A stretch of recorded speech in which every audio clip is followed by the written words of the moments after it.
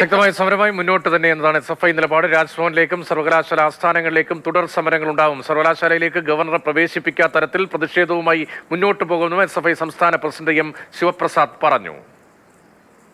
മുഖ്യമന്ത്രിയാവാൻ വേണ്ടി കുറെ നാൾ നടന്നതാ ആര്? രാജേന്ദ്ര അർലേക്കർ ഗോവയിൽ.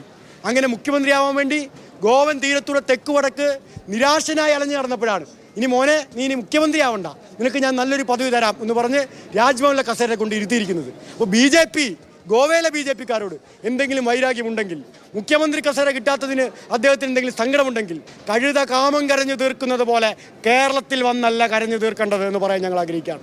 അദ്ദേഹം കരയേണ്ടത് BJPയുടെ ഓഫീസിൽ പോയിട്ടാണ്. അല്ലാതെ കേരളത്തിലെ വിദ്യാർത്ഥികൾക്കിടയ്ക്ക് ഇടയ്ക്ക് ഈ പണിയും കൊണ്ട് നടന്നാൽ അങ്ങനെ വെറുതെ വിടാനൊന്നും നമ്മൾ തീരുമാനിച്ചിട്ടില്ല.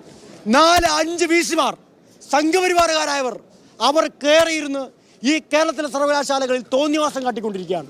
KUHSന്റെ VC-യാണ് താൽക്കാലിക VC-ആയി ഈ കേരളത്തിൽ കൊണ്ട് നിയമിച്ചത്. നിങ്ങൾ എവിടെയെങ്കിലും കേട്ടിട്ടുണ്ടോ താൽക്കാലികക്കാരന് താൽക്കാലികക്കാരിയെ വെക്കുന്നത്? ഒരു ചരിത്രത്തിനിടമില്ലാത്ത നിലയിൽ താൽക്കാലികക്കാരനായ ഒരു VC-ക്ക് താൽക്കാലികക്കാരിയായ ഒരു VC-യെ കൊടുത്തിരിക്കുകയാണ്. ചക്കിക്കൊത്ത ചങ്കരിയാണ് RSSകാർ ഇവിടെ കൊണ്ടുവച്ചിരിക്കുന്നത്. എന്താണ് അവരിവിടെ കാണിക്കുന്നത്?